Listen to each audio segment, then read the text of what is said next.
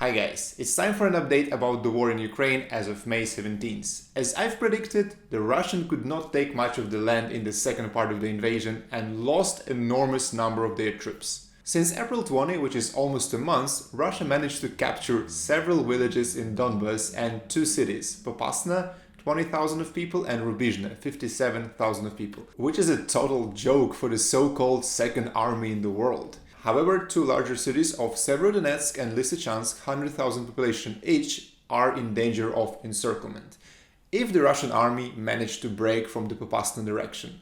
The danger is quite real and it can be potentially another Mariupol, but it's a very distant possibility since the Russian army moves really slow and it's unclear how much offensive potential is left at that stage of the war. Currently, all the major fights are happening there, and I think in 2 weeks we can reassess the situation. In the Kharkiv direction, Ukraine managed to have a successful counteroffensive and regain a bunch of villages and even reach the Ukrainian border, taking Selfie there. This is an important step to cut the major Russian military supply line around the town of Vovchansk further east. But I don't think we should be too optimistic here. Basically, Russians left these areas without much troops and Ukrainian territorial defense managed to take the land back because it was an easy target. This has nothing to do with the delivery of NATO offensive weaponry, and it doesn't mean that Ukraine started any real counter-offensive campaign at that point. The situation in Mariupol is quite sad. Azovstal is basically a modern castle, is still controlled by the Ukrainian forces, including Azov Battalion, and Russians are bombing it every day using phosphorus bombs, and it's quite unclear when Ukraine can unblock Mariupol. There are negotiations to evacuate Ukrainian fighters into the third country, but the chances are slim. In terms of dead Russian soldiers, 7,000 more since April 20 according to the Ukrainian side.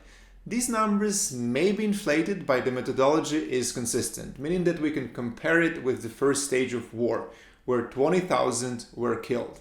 This unfortunately means that Russia is doing much better now with the losses. This can be explained by the fact that most of the current fights are happening through artillery and basically it's a trench warfare, not close contact as it was in the first part. Anyway, Russia definitely has some offensive potential. Not too much, but still. They can capture Severodonetsk and Lysychansk and complete the occupation of Lugansk Oblast, declaring some kind of victory. However, the rest big towns of Donbas like Sloviansk and Kramatorsk are outside of the scope at that stage of the war. Some military experts suggest that now it's time for a break and regrouping of the forces, because troops can't really fight for 1 month straight considering all the colossal losses. Meaning that there will be a pause for a couple of weeks and then stage 3 of the war. If that's true, Ukraine will have a chance to regroup as well, potentially incorporating much more superior NATO offensive weaponry and start real counter-offensive operation. Again, I would not be super optimistic here. NATO weapons are coming, but delays are quite often and it takes quite a long time to train soldiers how to operate them. The beginning of counter-offensive operation is shifting in time. Initially it was expected in the middle of May, now I guess it can happen no earlier than middle of June. The biggest question here is that we have no clue how good Ukrainian army is in offensive operations. It's unquestionably superior in defense, but so far the only offensive operations were made when the Russian army largely left the area, which is not a good sample. NATO artillery has a far more superior range compared to the Russian ones, which gives lots of hope. Don't get me wrong, Ukraine is on a track to victory, but road there can be extremely long and things are hard to predict at that point. There was a big expectation that Putin would do something on May 9 or in the following week, but nothing happened. No military draft, no official declaration of war, no offense in Moldova. There are rumors about hidden conscription in Russia, but it's unlikely that you can change the situation this way. What's interesting is that Russia seems to try negotiate a diplomatic solution. Well, let's say they are trying to assess what kind of a solution can be negotiated with the West. The south of Ukraine is currently under the occupation, and it was expected for a long time that Russia would declare another People's Republic in the south or annex it fully like it was done with Crimea. The rumors about referendum was circulating for a very long time, and last week a local separatist leader in Kherson, announced that south of Ukraine will always be with Russia. And almost immediately, Putin's Secretary Peskov denies that, saying that these things can only be decided by the referendum. Macron and Scholz, Putin's crypto friends in Europe, suggested that we need to find some diplomatic solution like Minsk III agreement, which is ultimately disgusting at this point, but these are the political prostitutes and they are ready to return to business as usual with Russia as soon as possible. Finally, the Russian ambassador in the US recently said that Russia will never capitulate, and the West proposed a solution where Russia returns to pre-February 24th border and pays a huge war indemnity to Ukraine, and it's totally unacceptable. Clearly, they are checking the ground, and future negotiations are possible. There is a big if whether the US agrees on any kind of solution like that after the Lend-Lease being approved. The UK definitely won't agree. But let's be honest, if Russia proposed to give the south of Ukraine back, keeping the Crimea and Donbas as currently controlled, plus some large sum of money, the West might agree and force Ukraine to sign a deal, especially if fighters of Mariupol can go back home alive. Putin can internally declare a victory over the more territory of Donbas. Ukraine will be protected by NATO to prevent any further offenses one way or another, eventually joining European Union. This is a very likely scenario, especially if for some reason Putin will be deposed, because now he is the main obstacle.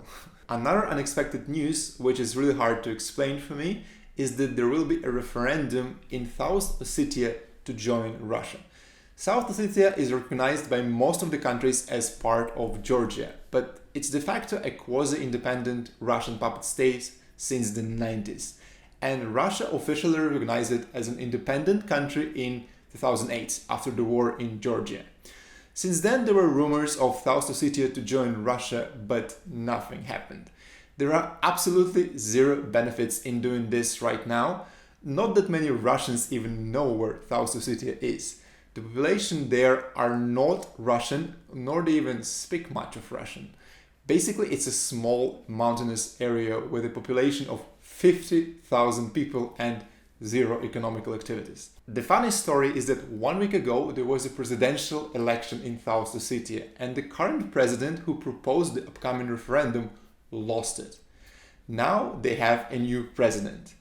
In the Russian quasi-republic, you can apparently change the president with democratic means. Anyway, for now I can see only two reasons for that referendum.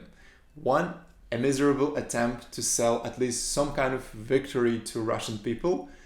Two, make the West worry that Russia can annex Georgia instead of Ukraine. This was recently suggested by some kind of CNN expert. Another thing, there are constant rumors about the upcoming coup against Putin.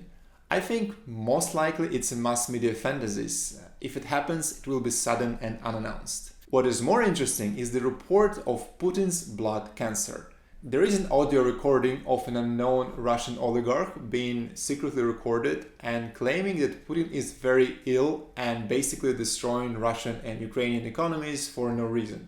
The existence of that recording was confirmed initially by Christo Grozev, who is a very trusted person for me, and now an American tabloid published an article about that. It seems that the record is legit, but we have no clue what kind of blood cancer is that and how the oligarch got that information. Nonetheless, such information in the public space, independently whether it's true or not, increases the possibility of a coup and decreases the possibility of a nuclear strike. People who are responsible for the actual launch would think twice if Putin can protect them from international court for crimes against humanity. If Putin will be around for the next 10 years, that's one thing. If he can be dead in 1 month, that's a different story. Finally, Eurovision. I'm very bad with evaluating music content there, but it's a great place to understand the current political bias in Europe. Ukraine broke the record in the amount of scores coming from the televoting for the whole history of the Eurovision and won the contest. Every single country gave high scores to Ukraine. 12 points goes to the most voted country, 10 for the second place, 8 for third, and 7 for fourth. Ukraine got 12s and 10s in most of the cases. Even the most pro-Russian Serbia gave 7 points. Sadly, there is no Hungary because Eurovision is considered too gay there. What is interesting is that Moldova got second place with televoting, and it's a sign of a support against potential Russian offense.